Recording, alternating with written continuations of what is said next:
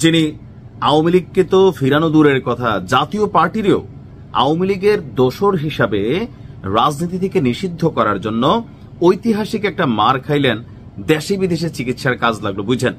সেই ভিপি নুরের হঠাৎ করে কি হইল, আমার মনে হয় যে ক্যাপশনগুলোতে এবং কমেন্টগুলো যদি আপনারা দেখেন, কত রকমের যে বাহারি কমেন্ট। কেউ বলছে যে বেসিক্যালি ধারণা ওইটাই যে ভিপি নুর আসলে আওয়ামী লীগেরই এজেন্ট। কেন এটা বললো?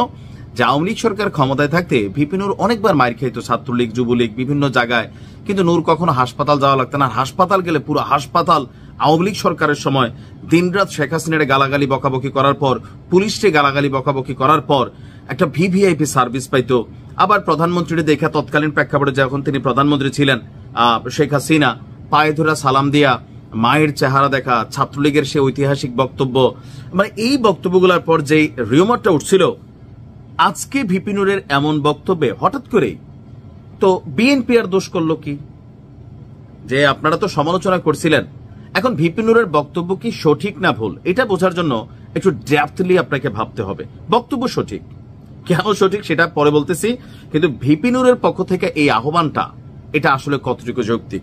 এখন এটা তিনি কেন করছেন? বেসিক্যালি তিনি তার পুরাটা বক্তব্য এরকম ছিল যে শেখ হাসিনা তো এই মুহূর্তে ফিরবে না, আর আওয়ামী লীগও আওয়ামী লীগ নামে রাজনীতি করতে পারবে না। সো আওয়ামী লীগের যে ফ্লোটিং একটা ভোটার আছে বা একটা ভোট ব্যাংক আছে, রাজনীতি করতে গেলে তো কর্মী দরকার, রাজনৈতিক কর্মী।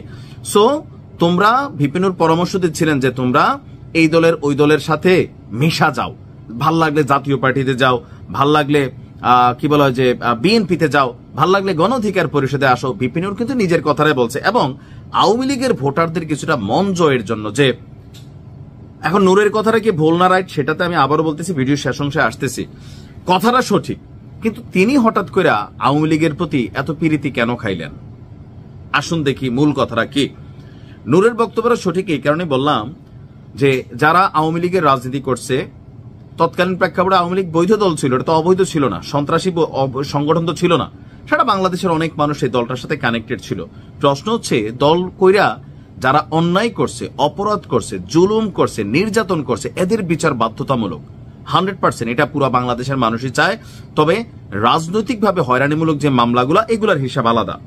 কিন্তু সারা বাংলাদেশে আওয়ামী লীগের হয়তো ধরেন অত্যাচারী জুলুমবাজ পার্টির সংখ্যা বা নেতাকর্মীর সংখ্যা বড় জোর আপনি সর্বোচ্চ গয়না 5 থেকে 10% পাবেন। বাকি 90% আওয়ামী লীগের যে সাপোর্টাররা সবাই কিন্তু আসলে দল করতে পছন্দ করে, কেউ শেখ মুজিব পছন্দ করে, কেউ শেখ হাসিনা পছন্দ করে, কেউ ছাত্রলীগ পছন্দ করে। ওই কারণে কিন্তু আওয়ামী লীগ করছে, তাই না? এরা কিন্তু সন্ত্রাসী না, অপরাধী না, আর এরা বাংলাদেশ ছেড়ে ভাইগেও যায় নাই। এই 5 আগস্টের পর আপনি ধরতে পারেন 10% আওয়ামী লীগের বিভিন্ন সারের নেতাকর্মী বাংলাদেশ ছেড়ে পালাই গেছে। বাকি যে 90% ভোটার রয়ে গেছে, আওয়ামী লীগের সমর্থক রয়েছে, এরা তো ভোট দিবে। এখন এদের ভোটটা কারা নিবে? আপনি দেখেন জামাতের মতন তলে তলে আওয়ামী লীগের সাথে হাত মিলাচ্ছে, বিএনপির মতন আওয়ামী লীগকে দলে ঢুকাতে চাচ্ছে। কাদের? ভিপিনুর যাদের চাইছেন, মানে ক্লিন ইমেজের, যাদের বিরুদ্ধে কোনো মামলা নাই, হামলা নাই, কোন রকম অভিযোগ নাই, অন্যায় অত্যাচার জুলুম করেন নাই, তারা তো বাংলাদেশে আছে, তারা ভোট দিবে। সো তাদেরকে যেন, যদি তারা মন চায় যে কোন দলের সাথে মিশতে, তো তারা কি আসলে মিশতে বলতে এখানে ভোটটারই বোঝানো হয়েছে, যেন ভোটের মাঠে একটা ইফেক্ট পড়ে। আর এই জায়গাটায় আওয়ামী লীগের আকাশচুম্বী একটা দাম তৈরি হয়েছে ক্লিন ইমেজের এই ভোটারদেরকে নিয়ে। যেহেতু সামনে নির্বাচন, সবাই চাচ্ছে নিজেদের দল ভারী করা। আপনি দেখেন বিভিন্ন জায়গায় আওয়ামী লীগ, বিএনপি, জামাতের যে কমিটিগুলো হচ্ছে, সেখানে দেখা যাচ্ছে যে আওয়ামী লীগের উপস্থিতি বড়সড়। এমনকি সার্জিসদের দলেও অনেক সময় আওয়ামী লীগের উপস্থিতি নিয়ে, ছাত্রলীগের উপস্থিতি নিয়ে কিন্তু বিভিন্ন প্রশ্নের জায়গা তৈরি হয়।